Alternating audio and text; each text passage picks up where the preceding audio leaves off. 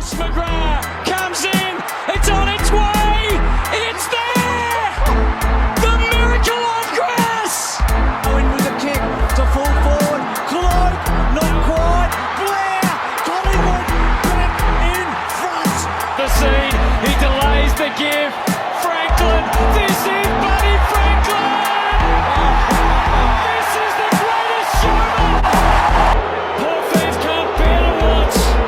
They led by 28 points at one stage, but the perfect storm has erupted. Oh, who else? McDonald!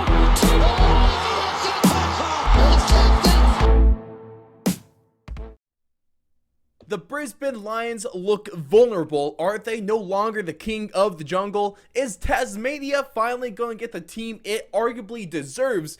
And the league has a attendance problem that is going to be giving Gil some headaches in his last little bit of time with the AFL. Of course, we got that. We got Hawthorn pulling off possibly the upset of the year.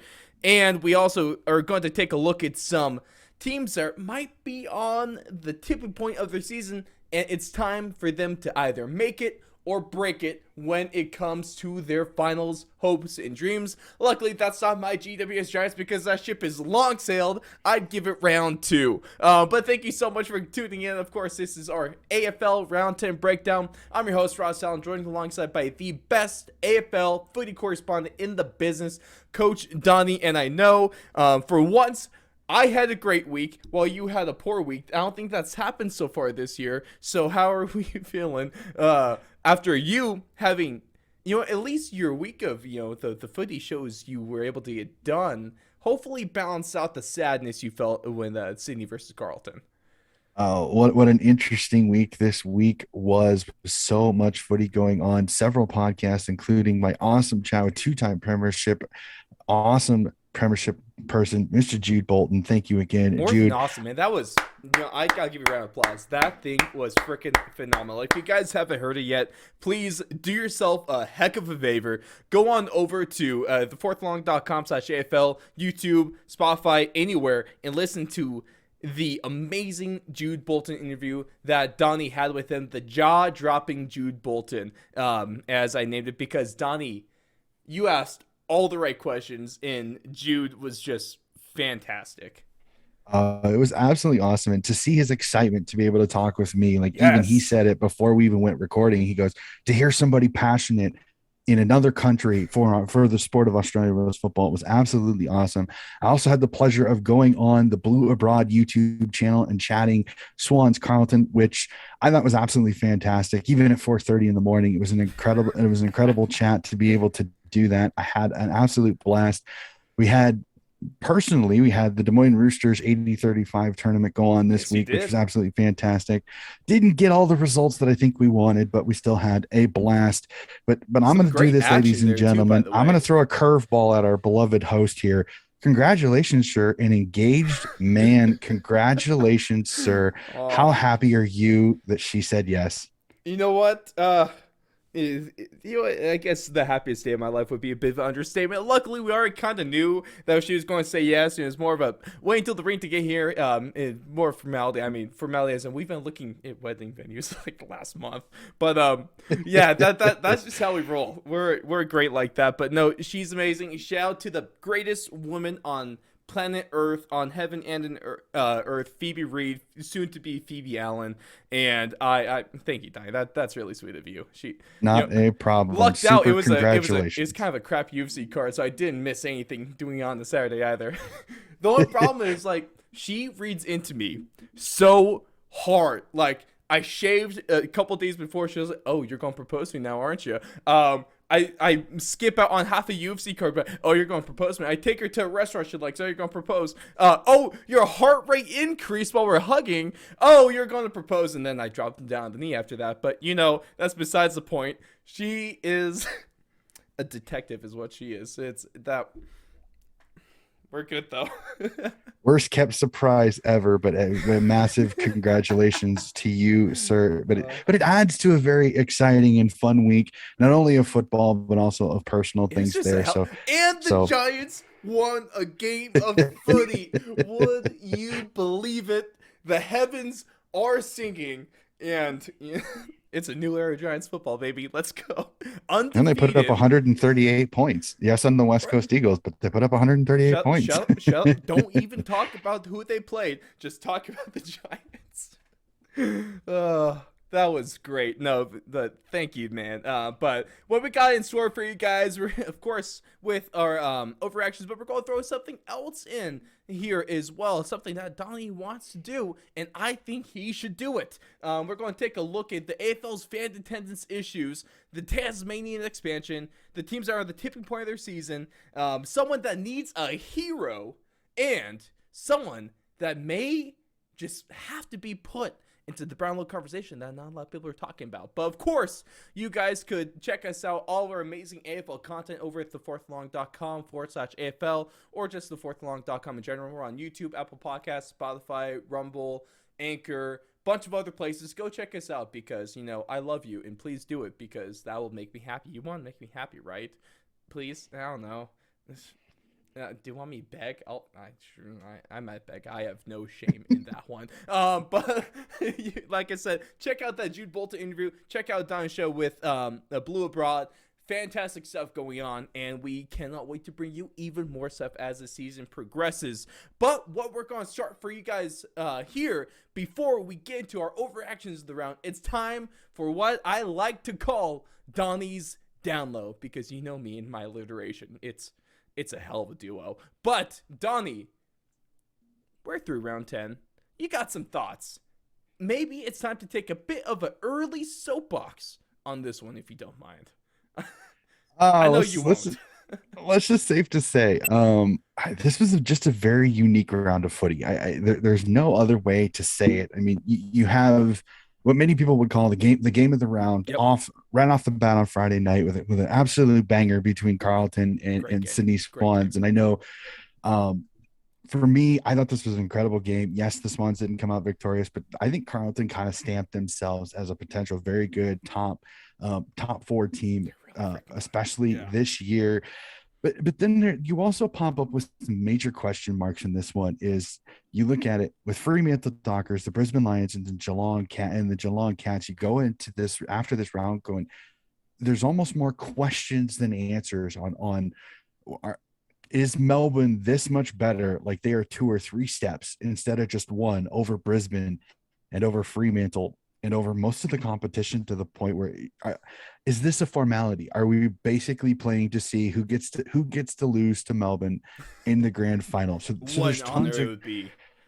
there's tons of questions there, and I know we're going to discuss it later on in the episode, but what in the Sam Blue Hill is going on at North Melbourne, and why the hell does it look like they are literally imploding on themselves? Putting it lightly. And then I'm gonna say it, to go off of it, was not the Hawthorn and Brisbane game the best game of the season? Because 117-112, an absolute cracking game, and you get the upset that nobody saw. Very few, if anybody, except Hawthorn supporters, saw this upset coming. So how has this changed this season? And how has this really thrown a wrench into Brisbane's chances of winning the finals now? Because if they're susceptible to losing to Hawthorn, how is it going to look like when they play the legit Melbourne Demons later on in this season? Absolutely. I really don't think you could have hit the nail on the head harder than you just did, Donnie, because thank you for what's going to make for a great introduction to what we got for you guys tonight, because without further ado, let's hop into overreactions, because we got plenty to talk about. And for Donnie's sake, I figured we'd get this one out of the way first. But of course, I don't know. Overreactions, I provide Donnie with 3 statements from round 10 footy action, and it's up to him to deem it an overreaction or if there's actually some truth to it. Sound off in the comments or hit us up over on our socials at Twitter and Instagram at Fourth and Long Media with your thoughts on these two. But start us off, statement number 1: the Swans are going to miss the finals. Oh boy, there's part of me that wants to don my Swans supporter hat and play the homer here, and then there's part of me that wants to don my coach's hat and my realist. It fights in my head a lot. Honestly, I'm going to say this is an overreaction this week. I want to see how this Richmond game goes, because legitimately, and I've heard it through the murmurs are big time in the media. And again, I take it with a grain of salt a little bit too, because there's still a lot of footy still to be played. For many, if Richmond wins this game and Sydney loses and loses their fourth of their last 5 games, they pretty much, for many of them, are at least putting a line through Sydney's season this year, and that there's no way that they won't make the finals. The second half of the year will just be rigmarole. And as I was chatting with Ross before we hopped on live here, I went through Sydney's schedule for the rest of the year, and there is a little bit of merit to some of their arguments, because I went through it. After Richmond, they get Melbourne before their bye week, and then after the bye week, a nice little fun round of 4 that I think honestly, this is going to be the make or break part of Sydney's season. Port Adelaide, St Kilda, Essendon, and the Western Bulldogs are the first 4 games coming back from the bye, with a 5th game being at Optus Stadium against the Fremantle Dockers.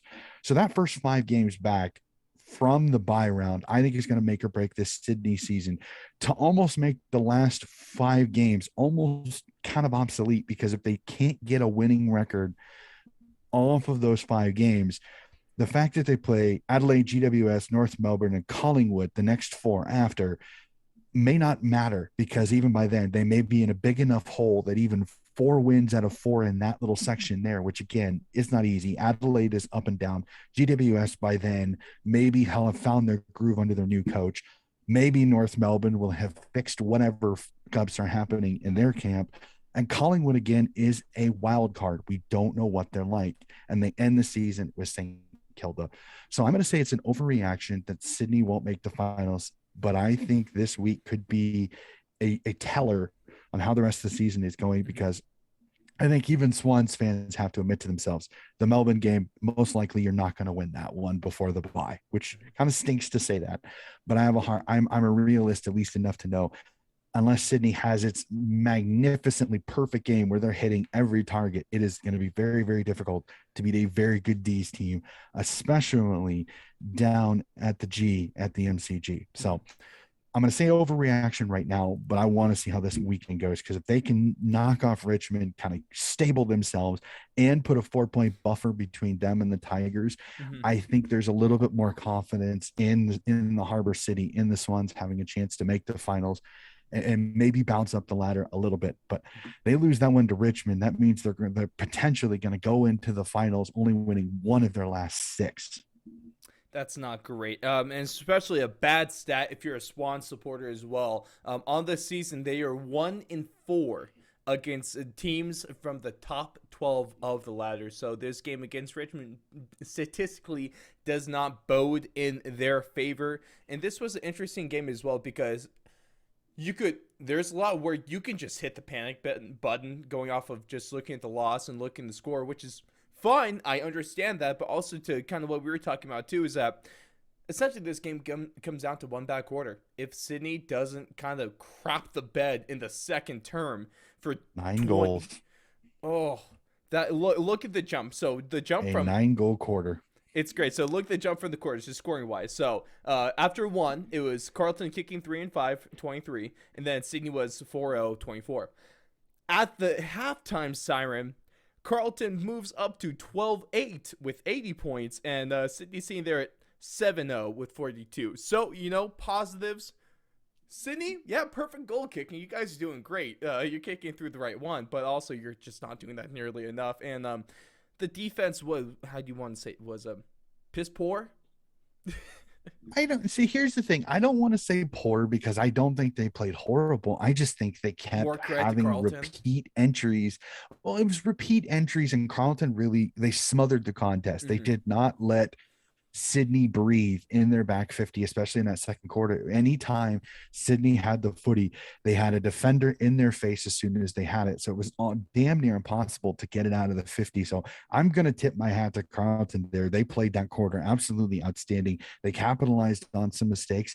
And when you kick 9 and a quarter, it is very difficult to lose a game that way. So all due respect to Carlton. When you only scored, they kicked 9 that quarter. They kicked 22 points the rest of the game, over 40 minutes, 22 points. So Sydney definitely in there. If it was for the second quarter, imagine the perception on the Sydney Swans if that quarter is half as bad as it actually was, and they win this game. It's a totally different. It's a fairly different perception of this team, especially beating a good Carlton. And the scary part about the Swans is think about this, and in all 4 of their losses, they had their second quarter was their quarter from hell, like legitimately. Mm-hmm. You go back, the Western Bulldogs, same thing. The Bulldogs kick a ton of scores in the second quarter. Sydney gets down big, has to fight back the entire second half. Gold Coast, same thing. First quarter's not bad. Second quarter, absolutely atrocious. Get down too much, can't really come back. Same thing with the Brisbane Lions.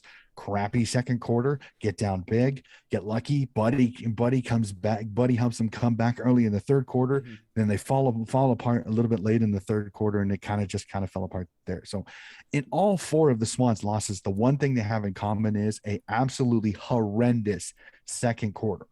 So if you look at all of their wins, their second quarter is at least even, to the point where the second half, when they tend to make adjustments and tend to play better, mm-hmm. they're not having to fight back. So it's kind of a tale of 2 seasons a little bit with the Swans. It's the fact that their second quarters have been the make or break it quarter this season. If they play like crap, they lose because they get down. And if they play well, then they usually win. So I don't know. I'm more bullish on this Swans team going into this game against Richmond than I think some are, just because I think a few of the injuries for Richmond are going to hurt. You don't have Lynch, which then now makes you a relatively smaller forward line, especially that Noah Bolta can't go up since he's still out with a hamstring. And you lose there's one other forward that's also out as well. So it really is, they are kind of hamstrung a little bit, Richmond, with injuries, but we'll have to see. Again, Richmond has been one of those teams, next man in, the next guy comes in, but this isn't the same Richmond team from 2017 where everybody steps in and it's the same type of performance. So I'm fascinated by Friday morning for sure. Also, before we get on to the next statement, I have breaking news for you guys. The Sydney Swans as a club have formally filed a complaint against the second quarter for it being an unfair advantage to their opposition. And they're trying to get a new rule put in that essentially eliminates the second quarter, and they just move on to the third. So we'll see how that goes. Maybe it'll work out for them, maybe not. If it does, Melbourne, watch out. You got some real competition coming your guys' way. You legitimately made me look at my thing going, what the heck is he talking about? I'm like, what is this? I'm like, okay, so that's a job well done on my part. Then I'll take that. There we go. But statement number 2, Hawthorn's win is the best or most surprising of the year. Oh, this is not an overreaction at all. This is definitely the most surprising win of the year. This was awesome. Like I said, I guess there's a little bit of doubt just because we kind of know Hawthorn's a pesky team, but Brisbane's really good. Well, but you also got to look at it too. I think at that time, Hawthorn had lost 5 of the last 6. They hadn't won since round 3. So, and they had, as we had kind of joked, and almost kind of feel like a heel a little bit for us, we had kind of joked that Brisbane's perfect thing was to go into the fourth quarter at least close, and they would win because Hawthorn falls apart in the fourth quarter. Did we jinx him? It never, and maybe, but it just never happened. Hawthorn kept coming in that fourth quarter, played really, really well, and Brisbane, for some weird reason, just they just could not figure a way to put this pesky Hawks team down. So this is not an overreaction. I think this is the upset of the season, unless Melbourne gets knocked off by a lonely West Coaster. And I don't know about anyone like Brisbane, Carlton, St. Kilda, some of those teams.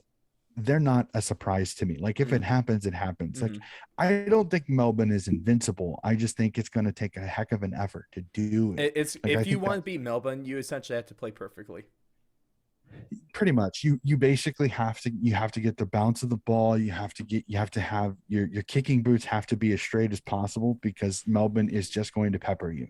So yeah, I do not think it's an overreaction that this is the upset of the season right now, because again, I think we looked at it. It was like a 98-2 in the tipping competitions. Yes, 2% were tipping for Hawthorn. So it was a ridiculously small amount of people that tipped this one. So to those people, I want to shake your hands. Congrats. Because you got to be Hawks fans and you have to be very diehard to be able to make that call because nobody saw that one coming. Yeah, but the only problem is, especially if they're in tipping competition, if they're tipping the Hawks, they it might be safe to assume that the rest of their tips might have been a little bit off as well. So maybe it bounces out. But if you're a Hawks fan, congrats to you guys, because that was a hell of a performance. And kind of going off the same tangent as well, sticking with this game, overreaction number 3 is that the Lions just aren't as good as we thought they were. Oh, for me, I don't think. For me, I think this is an overreaction because, again, this is not the Brisbane Lions at full strength. And I know, no, that's an excuse, coach. You can't make excuses. Everybody's got injuries. Yes, I understand that.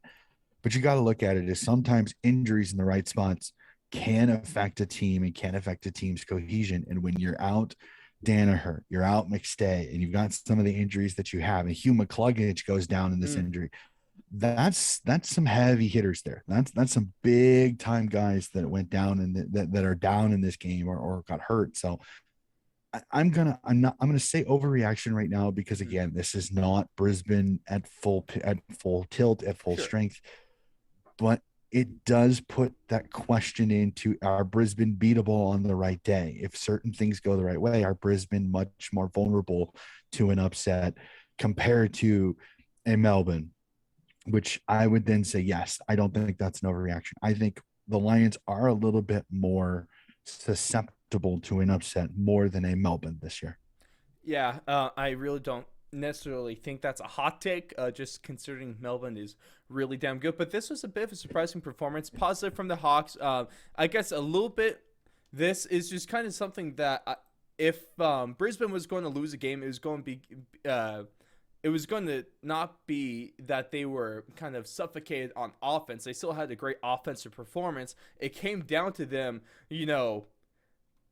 giving up 117 points. That's tough, man. You got to get, because if their defense could just be average, they're going to win, pretty much every game. Their defense did not play up to average. They played below average. That's what happens when 90% of your team is based on kicking. Normally it works in their advantage because they're amazing at it, but if a team could get going, this is the issues that Brisbane is going to run into against anyone in the competition, barring North and West Coast, of course.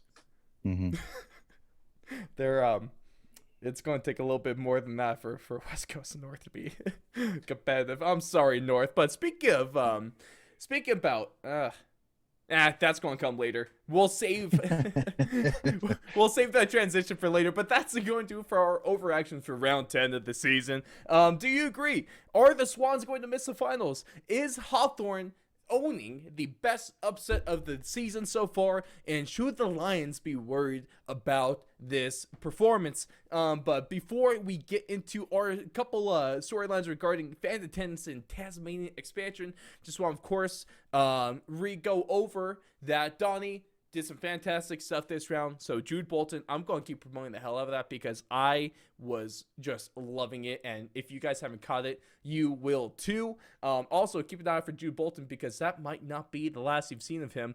Nudge, nudge, wink, wink. How's that for a little bit of a tease, ladies and gentlemen? So, of course, Twitter, Instagram, but also you can find that on YouTube, Spotify, Apple Podcasts, or just over at thefourthlong.com.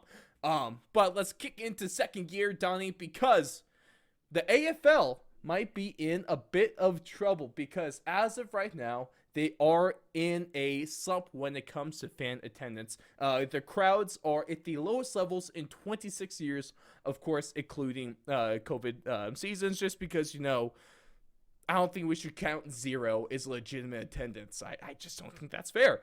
So crowds are down in extreme amount. At least for footy. Rugby, they're actually kind of stabilized, so they're not doing too bad right now for their from pre-COVID levels. And then if you take a look at some of the issues that might be going on, and obviously there's a plethora of ways that you could kind of point the finger at, either justifiably or unjustifiably. But one of the reasons that the all-Australian midfielder is giving on this one is that, let's see. Let me get the exact quote for you guys so I am not completely off. So, retired All-Australian midfielder Tom Rockcliffe believes umpires are hamstrung by shocking rules, and impossible expectation of perfection. He says that all umpires have the feel and know the rules. An AFL house made it impossible for them and continue to say every decision is right when we all know mistakes are made. They don't have to be perfect, just consistent. And this kind of goes into one of my points, is that one of the big issues, hot button issue, Donnie, officiating and umpiring is horrible. Apparently, it's the worst we've ever seen it, and the umpires here don't know they're left from right, they're black from white. At least that's what I'm hearing from Twitter. I'm not saying that for myself, but I'm going to save my butt there. So this could be an issue. Of course, it's still coming off of the last couple of years. That could still be an issue as well. But do you think this is an issue for the league? I think they're averaging only about 30,000 in crowd attendance per game. I think this is so much more multi-layered than some people want to give it credit for. Mm-hmm. And I like you, I've gone through some of these things, and I listened to the Rush Hour South Australia, the Rush Hour Melbourne, in several different podcasts. And this is a hot button topic. This is a topic everybody's talking about.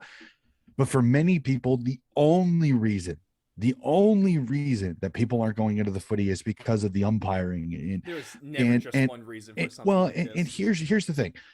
I do understand that argument, and I agree. I think the umpiring has been subpar. But I think it's been subpar for many people. The main reason is because of the hands up dissent rule. And again, for many people, they look at it as the Chad Warner decision. Come on, coach, you had to have been angry. I understand why it was called. Do I agree? No. And I've said that enforcing the rules the AFL gave them.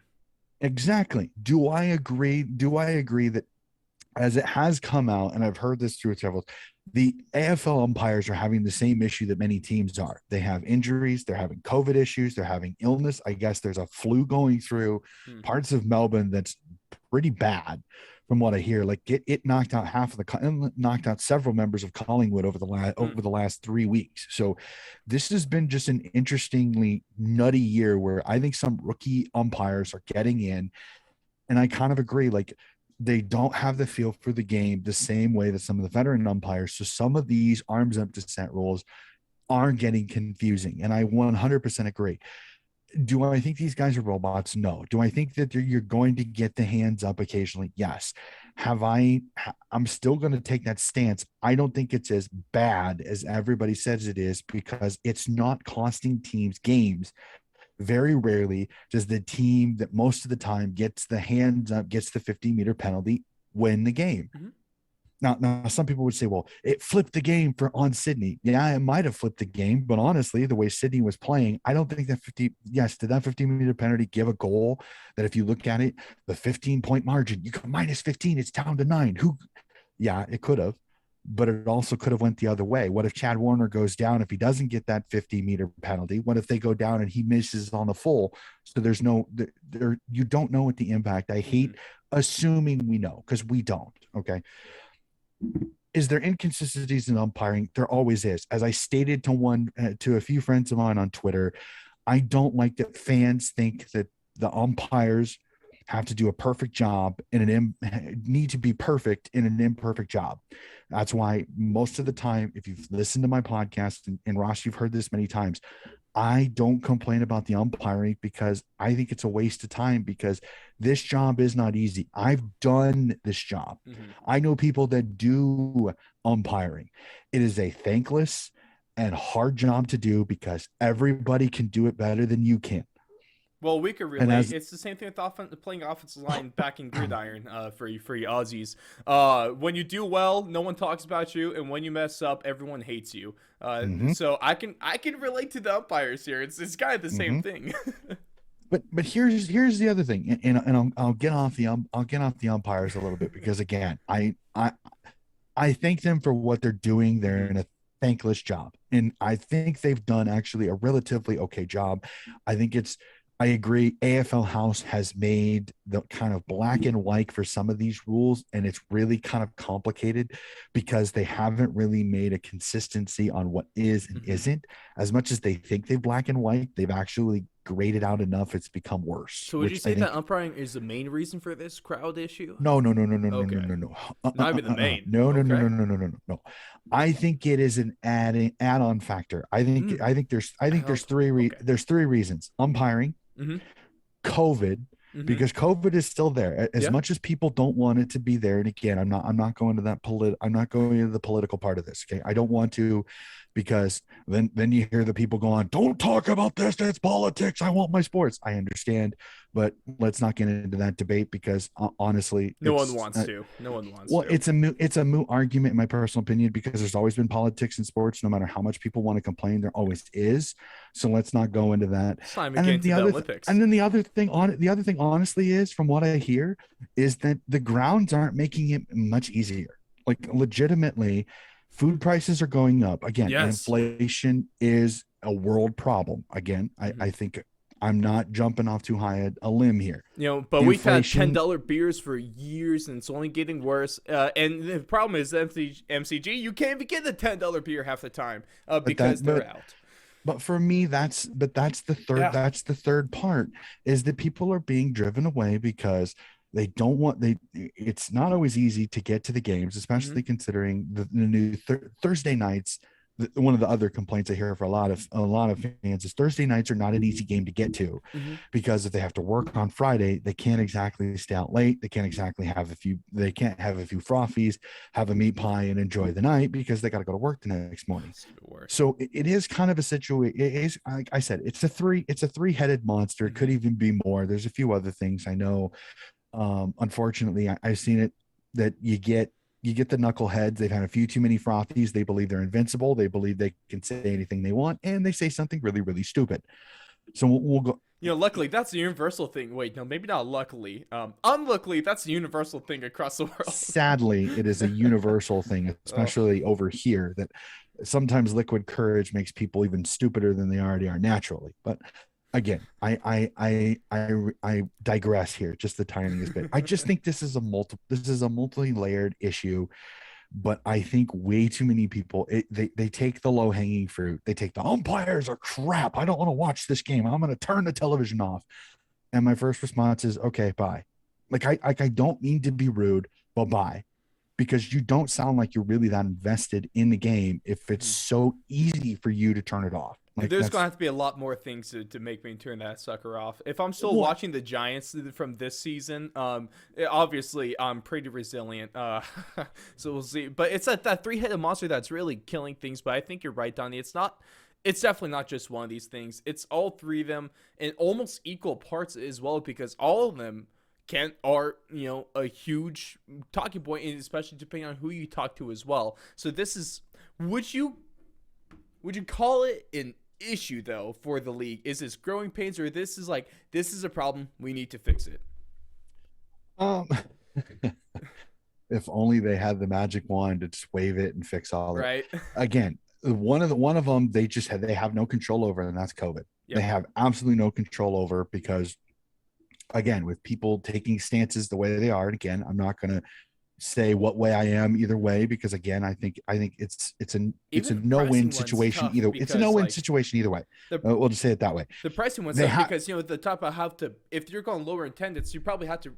Prices might not be able to drop because you have to make revenue back to the league somehow. We were kind of talking about this with the whole night grand final footy, or late footy, even though we're apparently not getting that this year. At least for 1 year, it's going to be pushed off. But definitely don't. We can talk about that, because that even has a few people in certain areas of footy AFL talking. Done. I am putting my foot down. I am boycotting the AFL.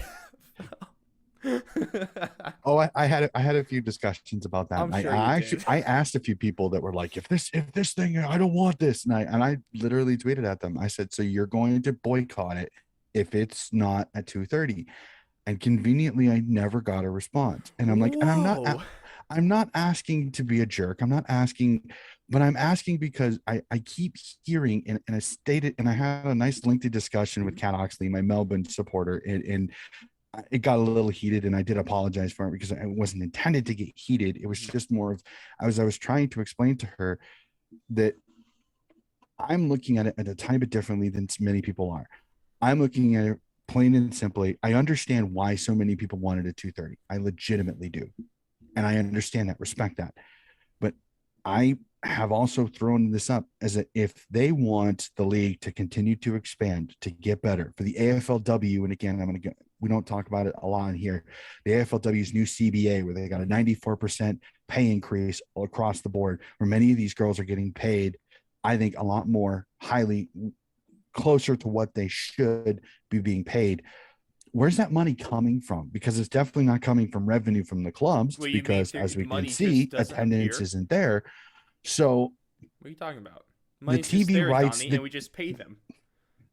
The TV rights are going to be huge. And I know people don't want to hear this. The TV rights are going to come down to when is your biggest game.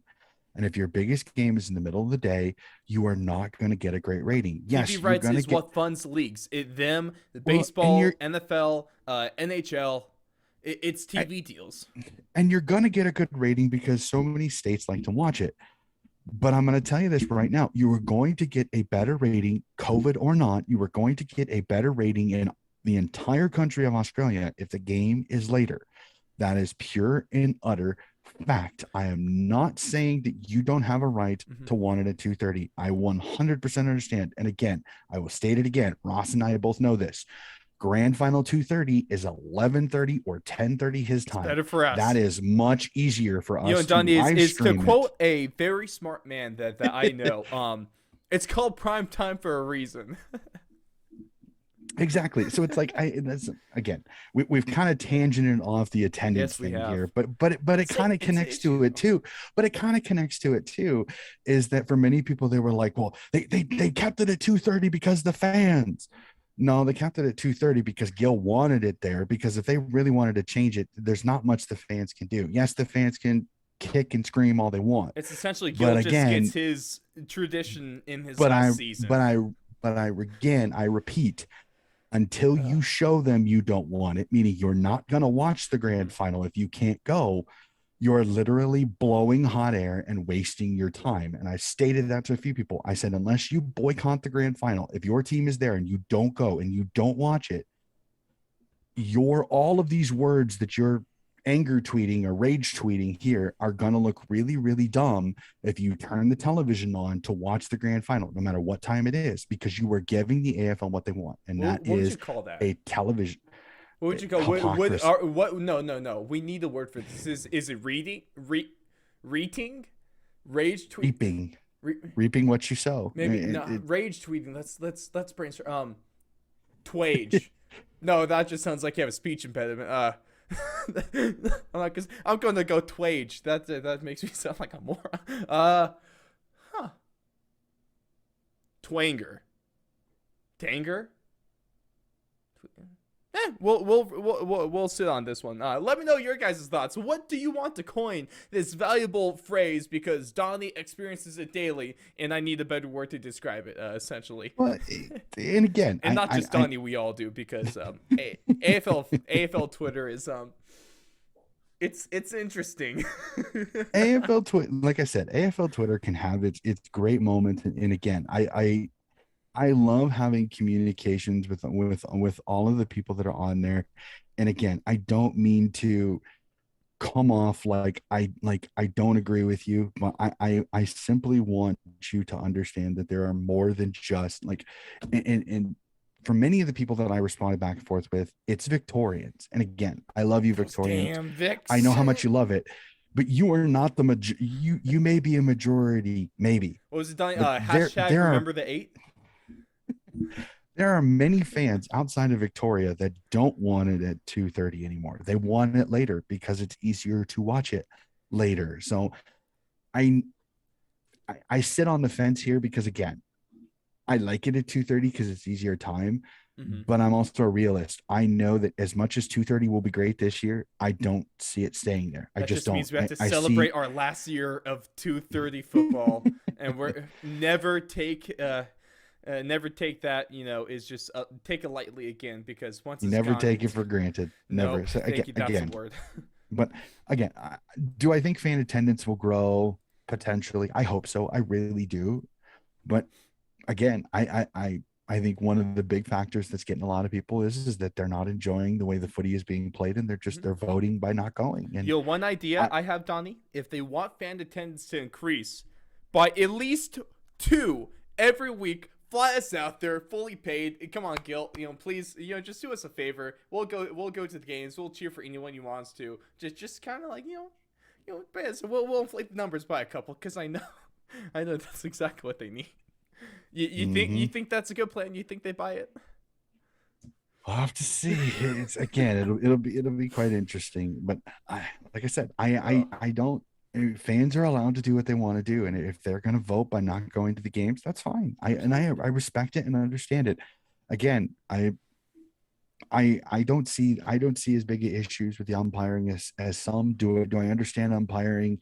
There are calls that don't go against. Trust me, I'm on Swans media all the time. Every single Swans supporter at one time or another will seriously tweet at one time, how horrible is this umpiring? And I don't respond. I don't fight into it, because do I understand that it's not perfect? Yes. Do I agree that they miss, there's some clangers, some bad decisions? Yes. But there are times that I see people complaining about one that I go, that's the right call. Like it was not the wrong call. That was the right call. And I don't want to get into those discussions, shall we say, with a person that only the one-eyed supporter that just doesn't see anything that their team does wrong. And I try not to be that way. And I occasionally can see, I can rose-colored glasses myself occasionally, but I try not to, because I know that in the long run, it makes it harder to watch the game if you see everything is going to supposedly going against you. So yeah, and luckily for my end, you will never catch me complaining about umpiring in a Giants game, just because that's not the problem. All right, there's a lot bigger things at foot that I have the rights to bitch about. But the next thing I want to hop into, going back to the Roos, going back to struggles, and going back to a territory that needs a full-time team. Let's talk about Tasmania, because there's definitely some news there's a little bit more fire regarding a full-time team being put in Tasmania, and there's some murmurs about the Roos, but I guess it's not 100% true. So let's just get into this, because so Tasmania's task force has talked down reports of relocating the North Melbourne Roos to Tasmania. So Tasmania itself is saying, no, this isn't really going to happen.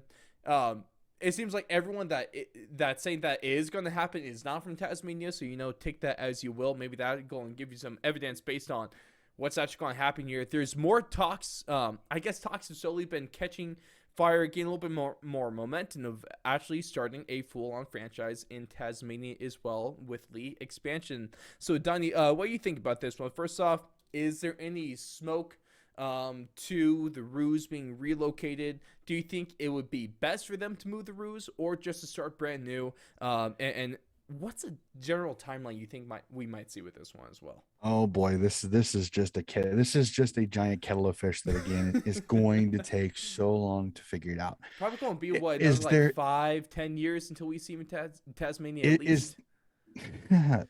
Well, the license for Tasmania won't even be looked at until 2026 at the earliest. So we're talking at least 4 seasons from now. So, and that's if Tassie gets its own license, not a relocation of AKA the North Melbourne or some people would want the Gold Coast. But I think if Gil gets his way, Gold Coast will not move. Gold Coast will stay there because they want an AFL team in the Gold Coast, because no sports team has ever survived Gold Coast.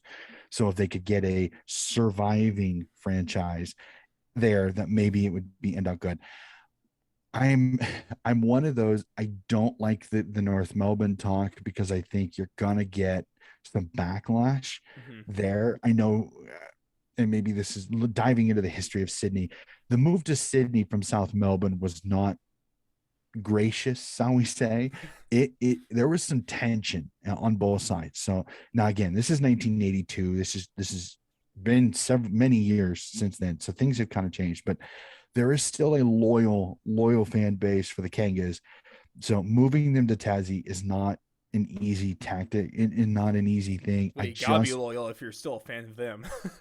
I just don't see it happening. Like Mhm. I don't, as much as honestly, and North Melbourne fans may be angry, but as much as I think that might be best because it gets a team out of Victoria Mhm. and gets them in there, and it uncomplicates things because plain and simply, if you do give Tassie a license, okay, and you give them a license for 2026, you need one more team because you got 19, and unless you want a bye week for at least one team every round during the season, you got to bring a 20th team. Exactly. And then you get the whole debate of, well, now where do we put a Who team? else Do we gets put it? a third?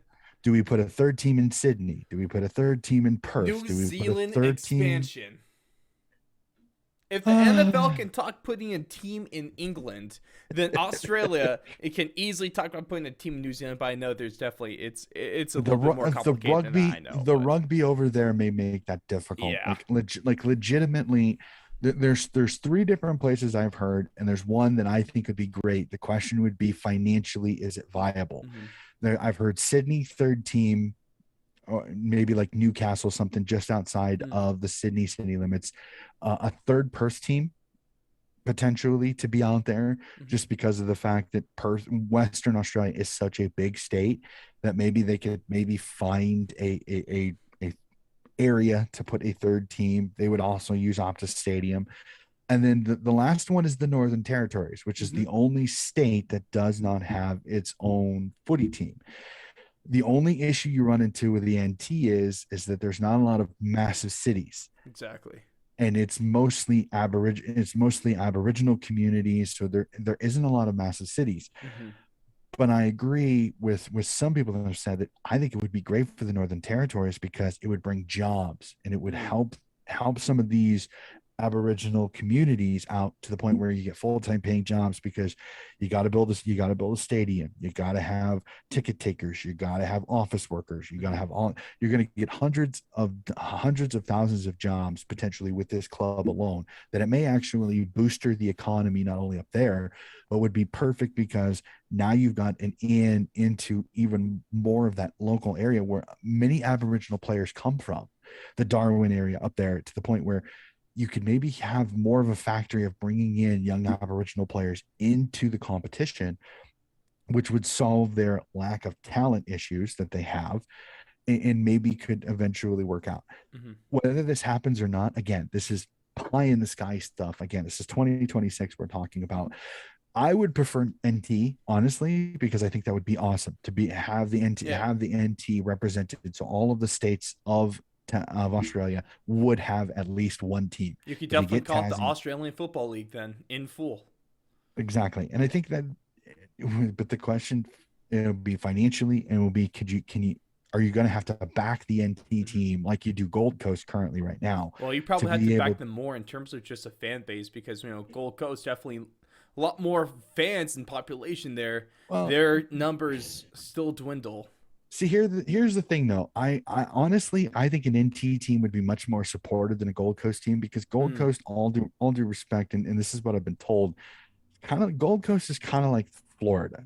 You got a lot of retired people that live there because it's nice most of the year. It's less of an issue. There's very few cold days. So it's more of a retirement area. It's almost a Vegas a little bit. Maybe less hurricanes than Florida gets, so luckily for them. Cyclones down there, different hemisphere, different. Oh, never mind. You're still getting screwed over by weather. No, you're good. No, but it's just, it's not the same. Like, it's almost a Vegas type of crowd. It's not a normal, like, there's not a just Gold Coast people that were born there. It's a lot of people that have moved there. So that's kind of the difference that we're with the NT. So you might get a more loyal fan base in NT.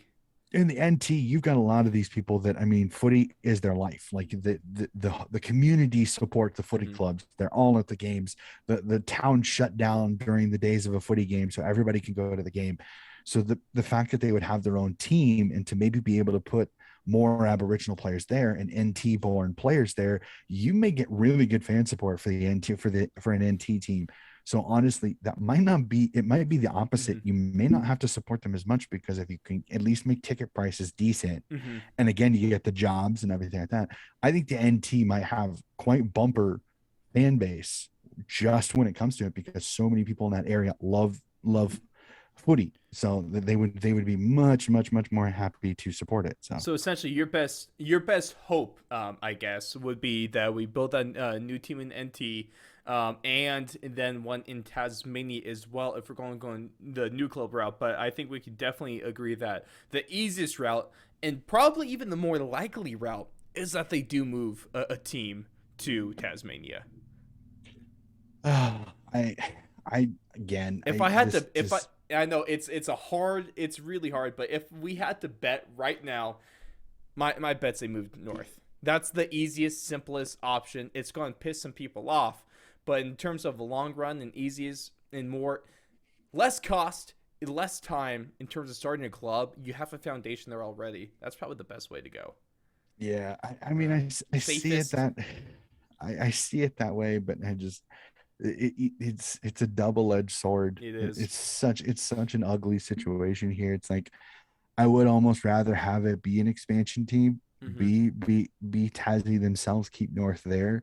But then again, you do run into that issue that if you do move a North, you don't have to start two new teams instead of just one. Way less money.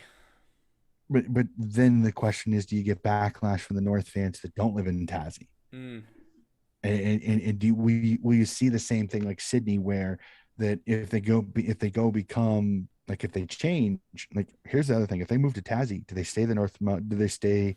Do they become the Tassie Roos, or do they become the Tassie Devils, like many people are saying they were supposed to be? Because if that happens, then do you disingenuine the North fans to the point where that they also go, changes tons of branding, and that's a lot of money in its own right. So that too.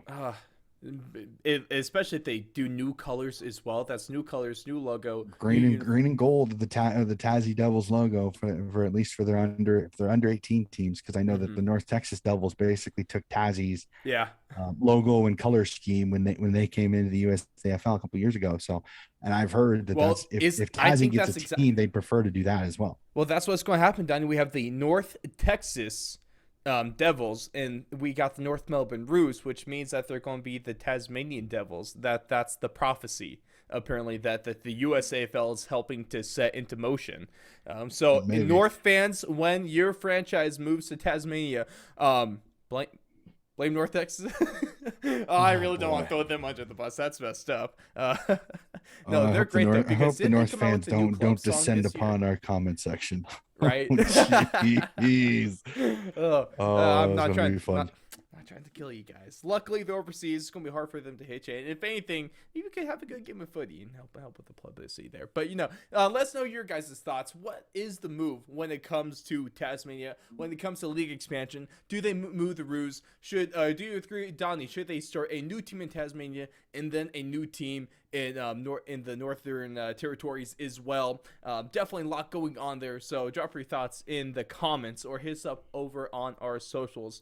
But before we get to the greatest list that we've ever heard in our entire lifetime, Donnie's team of the round for round 10, it's time to say what the blank, because what the blank went down in round 10. How the blank did the GWS Giants actually make me happy, and why the blank does something happen? I don't know. I kind of ran out of an idea on that last one, but this is what happens.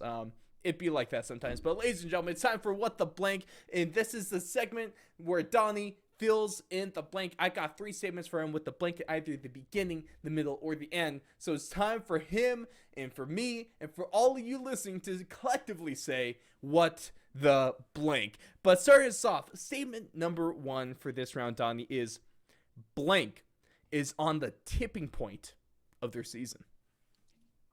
Oh, I looked at this in our rundown sheet and I thought, what team is There's it? A few. There's a few. There's some, like, I literally just looking at the ladder here. Honestly, there's 5 teams I think that are on the tipping point. Also, the going round into 10 this matchups, round. like the timing, the round 11 matchups, excuse me, the timing of the position their seasons are and the teams they're playing, it's almost perfect. Yeah, it is. It very much is. Like honestly, and I really don't want to homer this, but I'm going to. I think it's Sydney, honestly, because they really, you go into a game, you're playing the 8th place team, a team that's literally, you are even on every metric, same exact point total, same exact percentage. This is a make or break game for both, because the winner of this game gets a boost and is going to get a 4-point gap on the other going into the next round. And with bye weeks coming up here, again, the points are going to balance a little bit with 6 teams for the next 3 weeks after this week. Mm-hmm. After this next couple of weeks, 6 teams will get a bye every other week, so we'll only have 6 games instead of 9. Time so for us to fill some new content over the next 6 rounds. I think we'll have plenty to talk about. We got some stuff planned for you guys. Don't you worry. For sure, but I think it's the Swans, because if you, again, like we said earlier, if they lose this game, you go into a Melbourne game that is not difficult, is not easy. And legit, then you go into your bye week, and you potentially could go into your bye week losing 5 of your last 6 games going into the bye. And most likely you're going to be out of the finals going into the second half of your season, where you're going to have to win a majority of your games to get in. So I think Sydney is sitting on the tipping point right now, to the point where this game is an 8-pointer of 8 pointers. Because if you beat Richmond, you at least give yourself a buffer, where even if you lose to Melbourne, you at least pretty much guarantee yourself you're still going to be in the 8 going into your bye round. Not even just in points as well, but in another P word, perception. If they lose yet another game, and a game to Richmond, and another game to a team that is in the top 12 of ladder, they fall to 1-5 against those teams, this looks like a Sydney team that just beats up on bad teams and isn't that great of a club in its own right. But if they beat the Richmond Tigers, the surging Richmond Tigers, as a matter of fact, breaking into our power rankings, if you caught those over on Instagram and Twitter, drop every Tuesday night American time, Wednesday morning Australian time. I think, Donnie, you have the Tigers at number 3. I have the Tigers at number 4. So this is a hot team, and this is definitely going to be an interesting game. Not going to be an easy one. Fingers crossed they have an average quarter number 2, so they might be able to come away with this one. I guess if I had to throw my pick in there, is probably the North Melbourne Roos, because if they lose this game, their chances of making the finals go way down. So definitely I'm sorry, I can't even get through that. Those Vics that like North Melbourne are going kill me after this one if they get their ears on it. And if you are a North Melbourne fan, go ahead, share with all your friends, all the other fans, so you can all be collectively mad against us, because sharing is caring. Go ahead and spread us like a wildfire. Oh my god. While we're on Victoria, hashtag remember the 8. I'm going to keep spraying that one as well. But statement number 2, the team that needs a player to save them right now is blank. Oh, well, we could go off the theme here, and honestly, I think there's several players that I think North Melbourne could save them a little bit from the embarrassment that is a wooden spoon season. But I'm actually, honestly, I'm going to jump in to be a little bit more serious. I think I'm going to put shine a light on Bailey Smith. I think Bailey Smith and the Western Bulldogs, I think that they're right on that cusp of making the finals after kind of a little turgid run, kind of a horrible run there for them. I look at Bailey Smith and I go, this is a chance to stamp himself as an elite guy in the league. I mean, the guy is already the most popular player on Instagram, but I think he's stamping himself as one of the best midfielders in the competition this year. Again, putting up spectacular numbers. And when you've got Spontanpelli and you've got Chalor and you've got Dunkley and you've got Hunter, you've got all these superstar players. But Bailey, I think, is kind of a little bit of the key that turns the engine for this team. That when he has great games, they usually play really, really well. So I honestly think that the player that I think that could help save the Western Bulldogs from their atrocious little section there and get them into the finals and make them a finals team is Mr. Bailey Smith. I love that pick. Man, if he could just just step up. Maybe that's the wrong way to put it, because it's not like he's been playing poorly. He's been playing well, but if he could just tick up to that second level, man, he sure as hell has a chance to carry the Western Bulldogs into a finals appearance and save what was an atrocious start to the season. So I mean, the position that the Western Bulldogs find themselves in right now is a night and day difference than what we saw them maybe around round 5. The last 5 rounds have been a totally new season. So Doggies fans, congrats to you. You know, you have a little bit, nothing like a good season turnaround right after an early scare. So we'll see if they could keep chugging along with this one. But statement number 3, last one for this round. Blank isn't being talked about in the Brownlow conversation, but should. Oh, this one's fun because you're having to go through each team and just looking at it, and it's like most of the people that you would expect to be talked about the Brownlow are in it. Cripps is there, Oliver and Petrarca are there, Spontanpelli for the Western Bulldogs is there. And honestly, unfortunately, if it weren't for kind of the crappy run, I would have said Andrew Brayshaw of the Fremantle Dockers, because the last 2 rounds it kind of put a bit of a damper on that one, huh? Yeah, and unfortunately, that really has been it. And I kind of want to rewind back to the previous answer. I think Bailey Smith is somebody I think should be much more in the Brownlow conversation that won't be because of Marcus Bontempelli. And the difference between Bontempelli and Bailey Smith is Bontempelli tends to find the scoreboard a little bit more than Bailey Smith does. So I think that really kind of affects Brownlow votes a little bit too, because again, they notice the umpires notice the midfielders that rack up the big numbers. I mean, Clayton Oliver with 45. Tommy Mitchell, when he won it, had several games when he had 40 and 42 and 44. So it's guys like that tend to get the votes. But it's like, I almost wish Bailey Smith got a little bit more love. But the issue he runs into is he just doesn't impact the scoreboard from his own boot than he does. I mean, he gets score involvements because he's great off the wing, can put the ball inside 50. And when you have Naughton up front, he flies at everything. He gives you score involvements that sometimes may not have been. So honestly, I wish Bailey Smith was more into the conversation. I don't think he's going to be there. I wish he did, because he's having such a good season for the Doggies again, on and off, but he's played in every game except one. And in the Doggies, he's been kind of the Mr. Consistent that's helped the Doggies when they have won games. He's been one of the reasons why. I mean, yes, they've got all those superstars in the midfield, and sometimes, again, they're going to take votes off each other. That's plain and simple fact. It's one of the reasons why I just don't see a Doggies winning a Brownlow medal, because when you've got Bontempelli, you've got Treloar, you've got Dunkley, you've got Bailey Smith, you've got Lachie Hunter, you've got so many guys that are going to take votes off each other. It's just very going to make it much, much harder to stand out the entire season to win a Brownlow than if, say, you were a Tuke Miller or an Andrew Brayshaw or an Ollie Wines on Port Adelaide or Paddy Cripps, who really, Sam Walsh can sometimes maybe take votes off of him, but Cripps, the way he's been playing this year, it's hard not to see him being the leader in the pack, and he's missed a game. So. Wow. Would you guys be surprised if I told you that Donnie gave us 3 fantastic answers this week? I don't think you would, because I think you really hammered those home. Fantastic stuff right there. And moving on, not just from this, but before we do, drop your thoughts. Who do you guys think should be in the Brownlow conversation? Who deserves a little bit more respect than they're currently getting?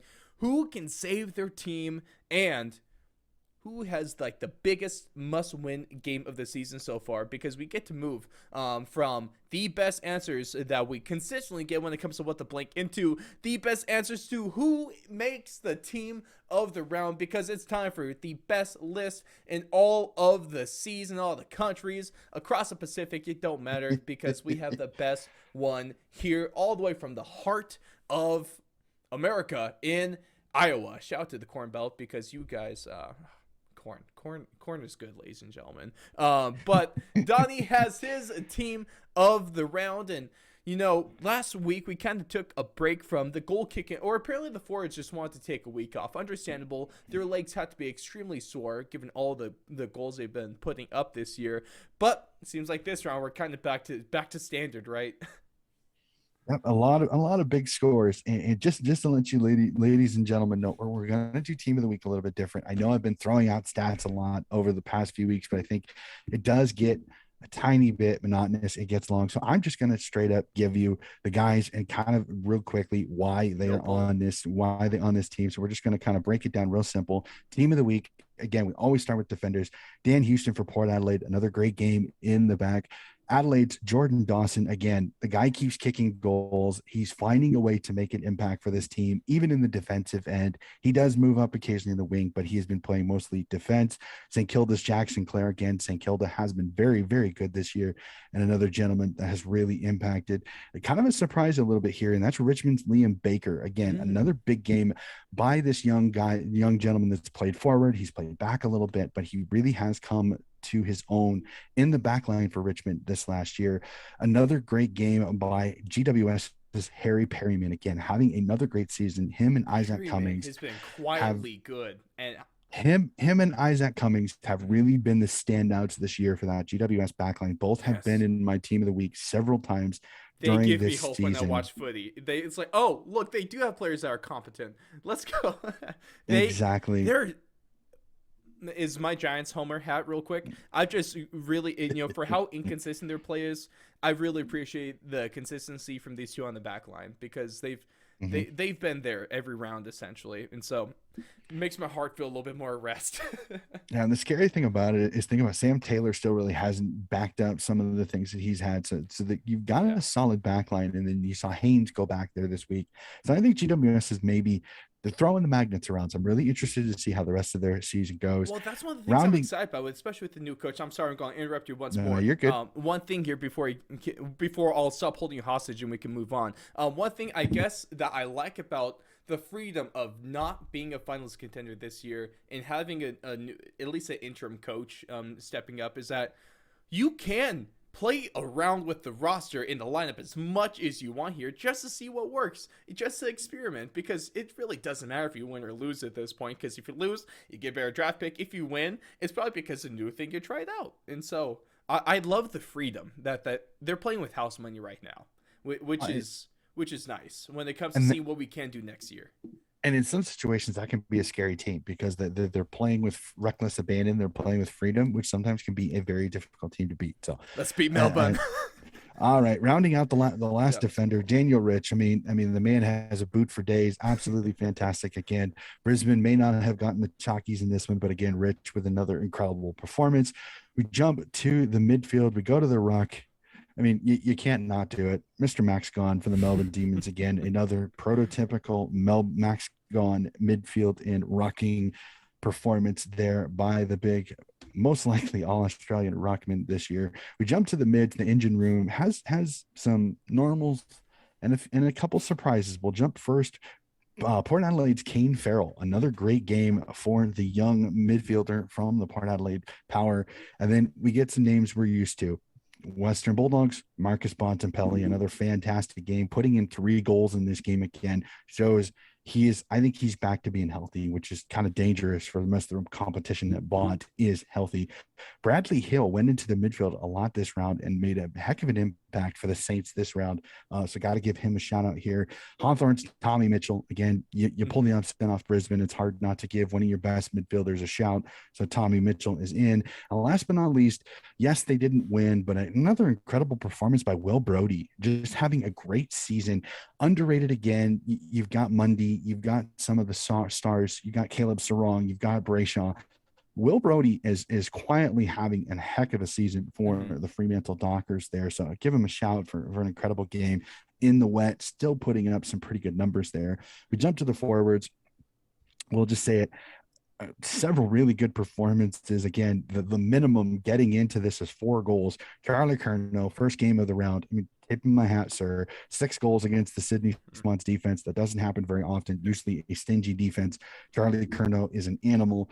He's going to be so much fun to watch this year.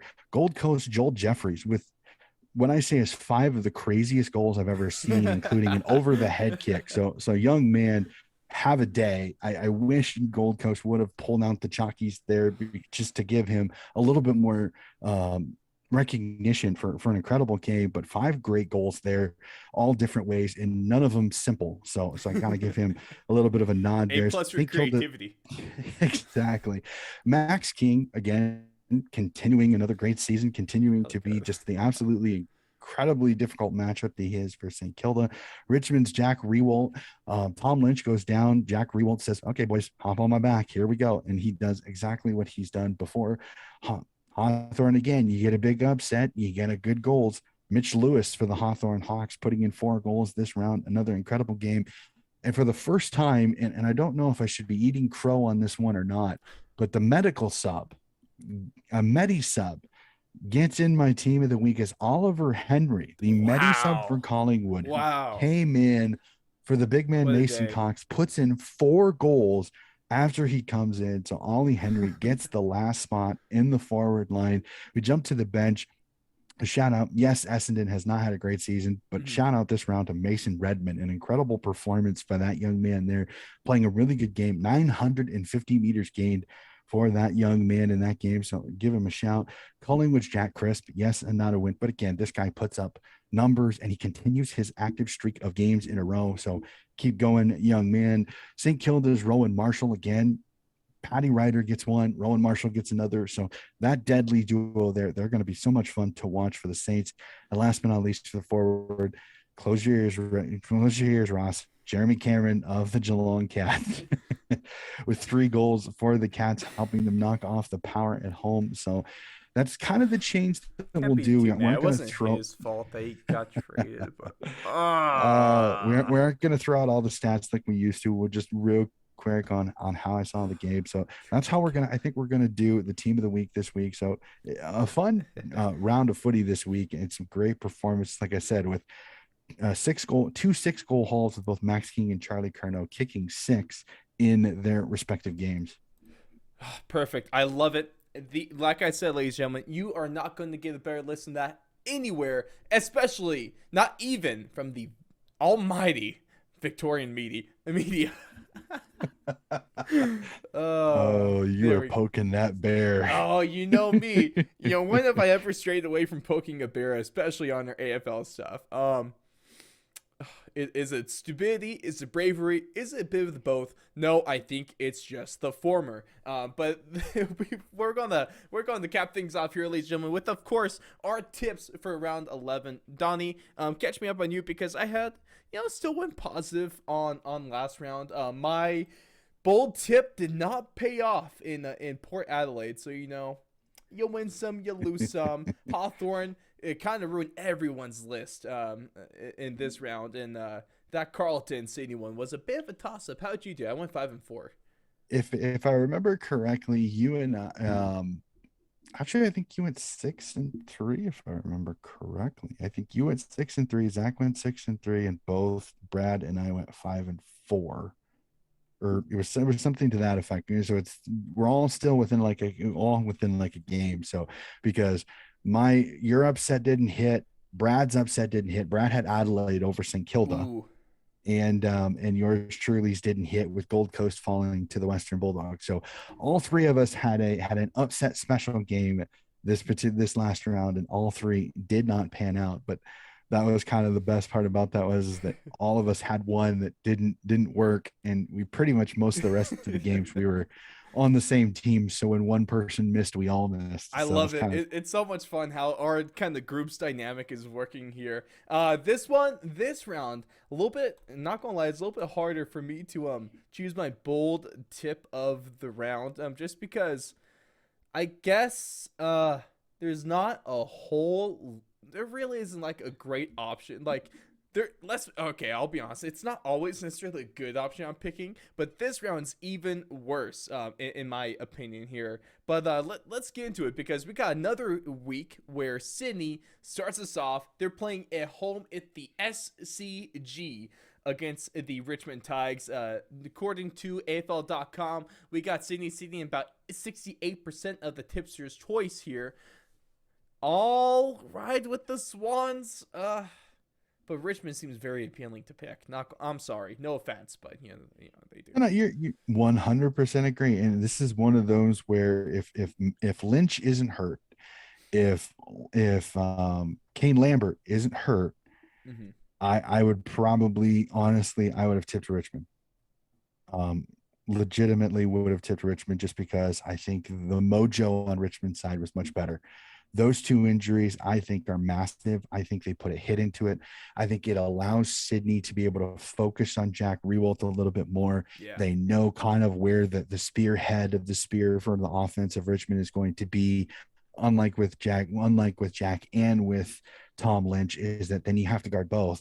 Now you really only have to guard Jack, and then you can kind of let Paddy McCartan kind of sit off and play that intercepting defender. So I'm a little bit more confident in Sydney with those injuries. I'm also going to tip Sydney, but this is one of those, honestly, if you did have a bold tip, I would say this one, Richmond winning this one, is not a shock. If I did, I'm going to tip Sydney, but Richmond winning this one will not shock me. I've seen this is 50-50 amongst even some of the media members, that some of them that I've heard, that there are more people tipping Richmond because of Sydney's form more than the injury effects on Richmond. Absolutely. Now, you know what? One of my promises to you guys is I've made the promise, whether it's going to hurt me in our tipping competition or not, more likely than not it will, but that's the risk and that's the pain I'm willing to take for you amazing, amazing people. So, with that being said, Donnie, I don't like it, but it's time for my bold pick of the round, and that's you can tip your giant. You can tip your Giants GWS over undefeated in the post-Leon Cameron era. They're going to knock out the Brisbane Lions at the Gabba, and it's going to be amazing. The skies are going to open up. The heavens are going to shine down on us with its glorious light, and the GWS Giants are going to move into 2-0 in the new era. Let's go, baby. Hey, you.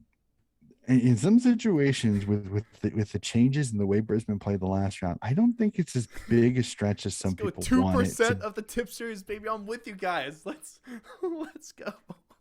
At least you got 2% on the tipping app that I have. It's got 99-1. So oh boy. I'm gonna tip Brisbane in this, but honestly, really, that's a hot take, Donnie. Why would you ever do that? Can I finish, please? So.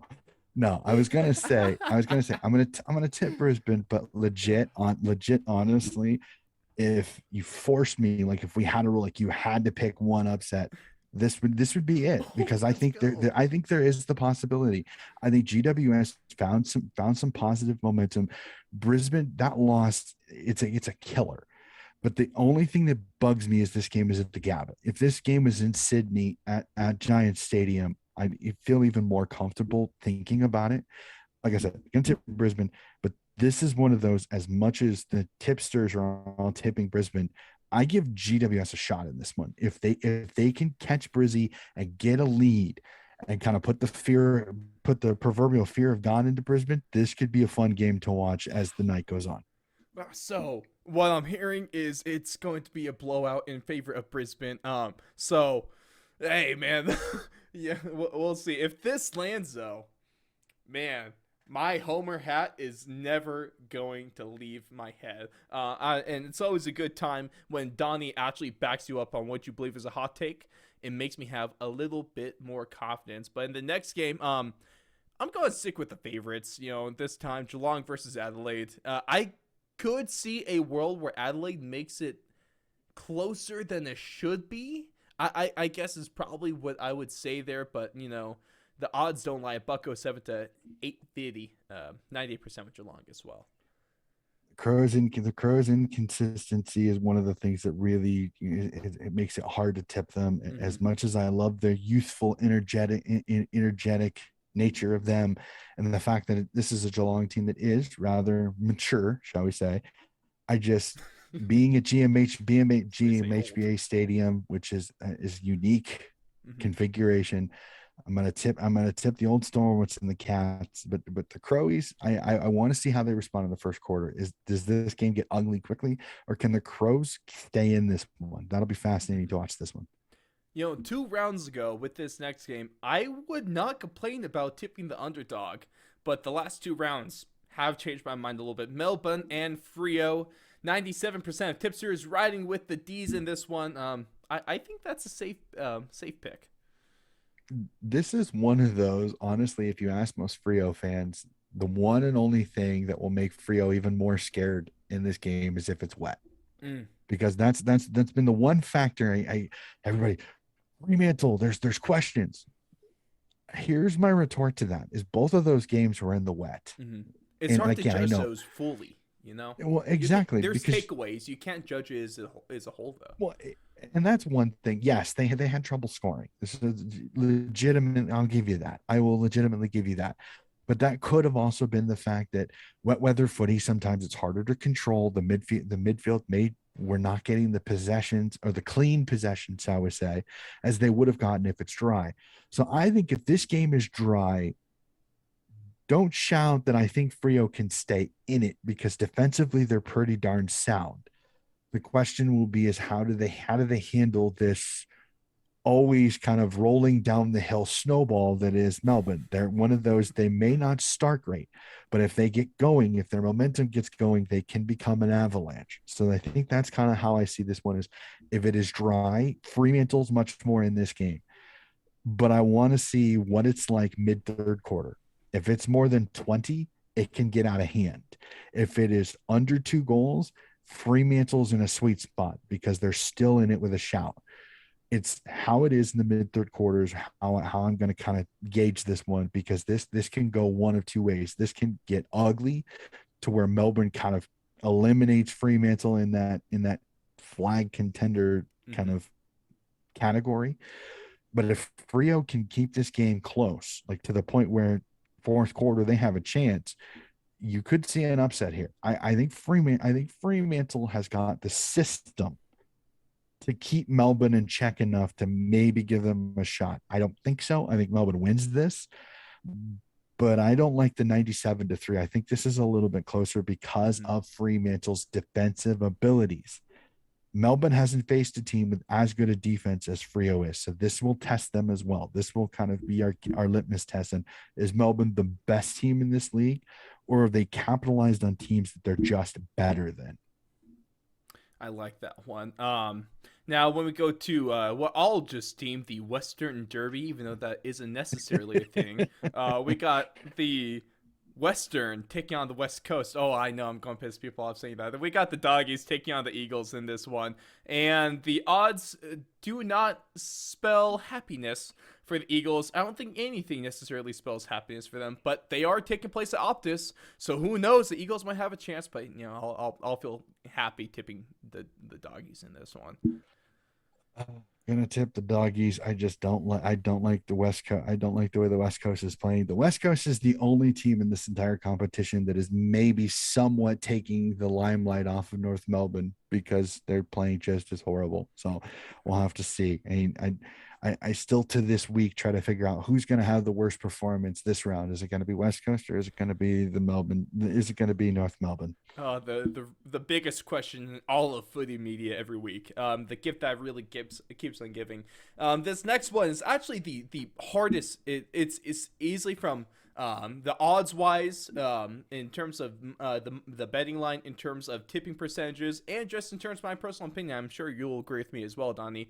This is going to be the hardest game of the round to tip. That's the Gold Coast Suns and Hawthorn at TO Stadium. Man, 48% on the AFL website is going with Gold Coast, 52% with Hawthorn. I'm gonna take the favorites in this one. Go with the Suns. All right. This is one of those where in the my app that I have, it is 50-50. It is. Oh, I love a good 50-50. 50. This is one of those where I look at two different things here to kind of how I take this tip, because I bounce back and forth between both teams this entire week. I look at Hawthorn and I go, okay, Hawthorn kind of won the last game off of hard work, but they play Tassie really well. Mm-hmm. Well, TO Stadium is in Darwin, and Darwin is up northern Australia, which is closer to the equator. So you're going from extreme weather. We were just talking about northern Australia earlier. Crazy. We are talking about winter in Tassie to rainy season and very humid TO Stadium up in Darwin. Gold Coast is much more used to these particular environments than Hawthorn is. I think they're going to play the stadium better. And honestly, when you play a game like you did against Brisbane, there's always a letdown in the next game because you've played such a great game. Mm-hmm. And it's not easy to back that up with another great game. I think Gold Coast kind of They didn't have such a great game. And I'm going to say this. I think Jared Witz has another game out because it sounds like Max Lynch for the Hawthorn Hawks is hurt. So Hawthorn really doesn't have a ruck. So Witz is going to have a field day with whoever he faces. So I'm going to tip the Gold Coast Suns in this one, just plain and simply because I think they have the right pieces in the right places to win this game. So I am going to tip the Gold Coast Suns. And we all know that one of the worst teams to play against while you yourself are ruckless. And one of the teams you've highlighted a lot at this position as well is the Gold Coast Suns. If the Suns do one thing well, it's probably going to be around this part of the field. You've definitely over the last couple of years, you've given them a bunch of credit on that one, and I think that credit is well due. Next one, even though it's going to be a Marvel Stadium, I guess St. Kilda is technically the home game in this one. But Roos and St. Kilda, I guess, hard choice. I'm really going to limb here. I'll take the Saints. I'm gonna pick the Saints. Like I said, the mojo right now in North Melbourne is not good, with 3 recruiting staff people leaving, Jason Horn getting in trouble with the club for not telling him he's going back to South Australia during Mother's Day. Just all of the bad mojo in North Melbourne right now is just not good. And when you face an informed St. Kilda team that is hot as any team in the league right now, hard to argue. I'm gonna go Saints, and I think Saints big. Shout out to the Saints for actually being consistent so far this year. I think that's been one of the better surprises and one of the more happier surprises, at least in my opinion. I'm definitely sure in the opinion of plenty of Saints fans there. Next one, we got the just recently crowned as one of the top contenders, Carlton Blues, taking on the Collingwood Magpies. And, you know, the odds-wise are fairly close. The tipping percentages from tipsters definitely does not correctly display the odds here. It's really hard to tip against Carlton right now, isn't it? At least in this matchup. This one's going to be a fun one for me because this is going to be will the old rivalry make this game even more testy than it already is going to be, because Collingwood's playing better. Collingwood's playing a little bit better footy. Carlton is, hot. They're just playing super good footy. Do you see the old rivals really pick it up in this? Do you see a little bit of bee in the bonnet type of situation with Collingwood, to where they kind of come out and challenge Carlton a little bit? I think Carlton wins this one, but this is a fascinating game for me because I think this is a Sunday afternoon, early night game. This is just going to be an absolutely fantastic one, because can Collingwood legitimize themselves in the finals contention, and can Carlton staple themselves into the top 4 and really be that now the new talked about foil to the Melbourne Demons? And then the last game of the round, taking place at the Adelaide Oval, is a team that's definitely caught the eye of Donnie, according to his power rankings a little bit more recently, and definitely has been one of the teams on the up, and that's the Port Adelaide Power. They're looking for another win on I think, man, what's their are they 4-1 in the last 5? Am I getting that one right? Yep. So definitely a team that's on the upswing against a team that I don't think it knows what an upswing is at this point, and that's the Essendon Bombers. I'm so sorry, you guys. At least we didn't go into as hard this round as we did last round.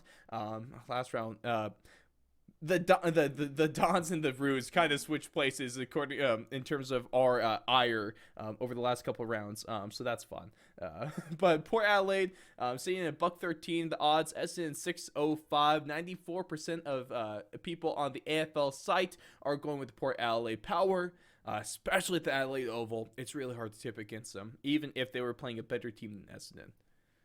I'm gonna tip Port in this one. I think Port's got the positive momentum, but got to give a little bit. Essendon really kind of showed up. I kind of agree with what some of the people said. It was a little bit of false bravado. I think they kind of went out of their way to try to protect their teammate a little bit, which kind of came off disingenuous a little bit. So I'm hoping Essendon kind of just stop reacting to the media. Just play your brand of footy. Put a little piss and vinegar into your game a little bit. But don't go overboard. Don't try to make things physical. Just play your game and see what happens. Yeah, I'm going to tip Port in this one. Port's got much more of the positive momentum. I think that just they're playing better footy. They're playing more consistent footy right now. So this is kind of your bounce back after a tough Geelong game. I think they were competitive in that game against Geelong. So it wasn't like it was a bad game. It was just they played a better team on the day, and Geelong got the chalkies. So I'm going to tip Port in this one over Essendon. Nothing like a game against a team like Essendon to kind of get things back going in the right direction, especially for Ollie, Charlie, the big guys up there. Should be a good performance by Port. Essendon, you know what? If I had to pull my arm out to go another bold prediction, I don't think Essendon was in my conversation for this round. In one of those ones where if I'm thinking bold. Yeah, I can see it, but I still would not feel comfortable betting money on them. Don't get me wrong. You know what I mean, though? I think Essendon plays a perfect game, catches Port at the wrong time. This is a game that could be more competitive than maybe the odds are displaying. Mm-hmm. Yeah, I agree. Essendon, if they play their best game, they're going to give Port a run for their money. No doubt in my mind, they can give Port a run for their money. I just haven't seen it yet, and that's why it's hard for me to sit here and say that I can. But is Essendon going to play perfectly? Big question. I think pretty much. I think we kind of know the answer to that one. But ladies and gentlemen, thank you so much for tuning in to our round 10 breakdown. Sorry we weren't able to get this one live to you.